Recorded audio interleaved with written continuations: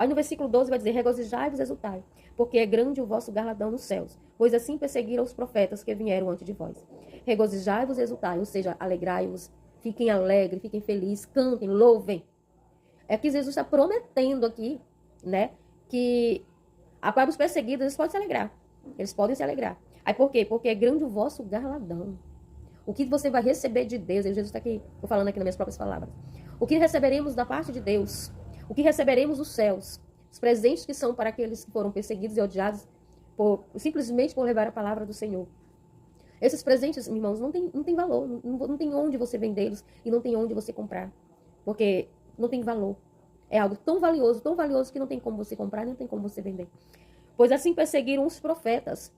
No Antigo Testamento, olha como foi a vida de Jeremias, Ezequiel, Elias, Eliseu. Como era que tratavam esses irmãos? Ezequiel, pessoas que profetizavam vindo da parte de Deus e que foram grandemente perseguidos e que foram grandemente rejeitados e que passaram por todo tipo de sofrimento. Aí ele vai dizer que vieram antes de vós. Ou seja, os resultados de tudo isso, dessa perseguição toda, o resultado de toda essa perseguição é sermos benditos, bem-aventurados, é sermos abençoados. E mais do que isso, é termos a presença de Deus, a certeza de Deus em nossa vida, nos presenteando. Mas não é com coisas materiais, como vejo muitas pregações, ensinando o povo a ir até Deus à busca de bênçãos materiais. Deus nos promete bênção espiritual. Uma vida abastada de bênção, de prosperidade, uma vida de paz, uma vida com saúde, uma vida que você vê Deus em tudo, uma vida de ensinamentos, um estilo de vida diferente.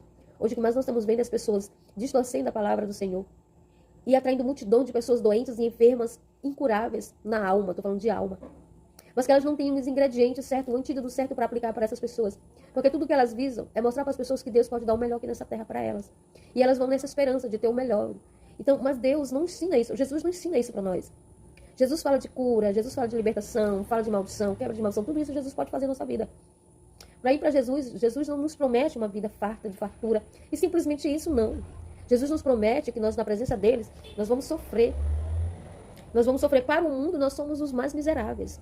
Para o mundo, nós não temos valor nenhum. Para o mundo, nós não somos nada. Ainda que tenhamos bens materiais, mas para o mundo, nós nos tornamos pobres. Porque para o mundo, quem é rico é quem acata as suas vontades. E estamos vendo, as pessoas vão para a casa do Senhor à busca de muitas coisas, mas não à busca de uma mudança de vida, de uma mudança espiritual. Aí segue aqui o versículo 13, mas já é um outro assunto, mas dentro do mesmo assunto, que tem como título discípulos do sal da terra.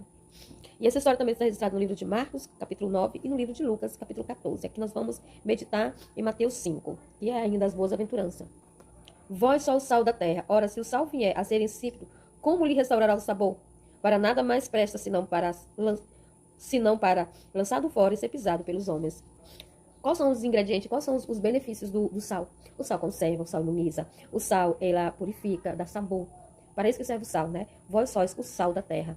Então, a nossa vida, ela tem que ser para isso. Nós temos que ser pessoas conservadoras. Nós temos que ser uma pessoa imune ao pecado. Nós temos que ser uma pessoa purificadas. Nós temos que ter as mesmas características do sal. Vós sois o sal da terra. Não é eu que estou dizendo, gente. É a palavra de Deus. Alguém pode dizer, mas Graça, você que está falando isso. Não é a palavra que está falando aqui. É Jesus. Vós sois o sal da terra. Ora, se o sal vier a ser insípido, ou seja, perder o seu valor, perder a sua característica, ou ser contaminado com qualquer algo forte que foi capaz de tirar todas as suas características, não serve para mais nada. Não serve para mais nada.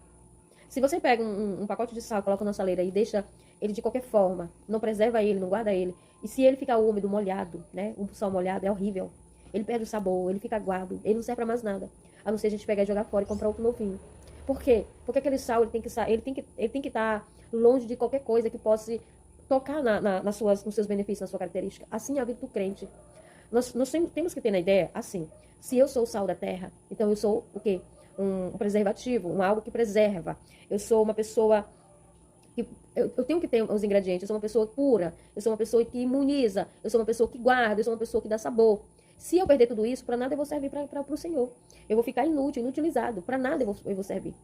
Então, para isso acontecer na nossa vida, para a gente não perder realmente a utilidade para o Senhor Jesus, o que nós devemos fazer é nos cuidar.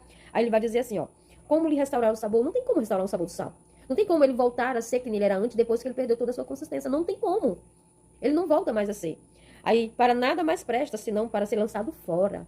Que nem que eu falei, você pega uma saleira cheia de água, Não tem mais valor para você. Você vai jogar fora no quintal, você vai jogar fora em qualquer outro lugar. E ser pisado pelos homens. Só para isso que vai servir.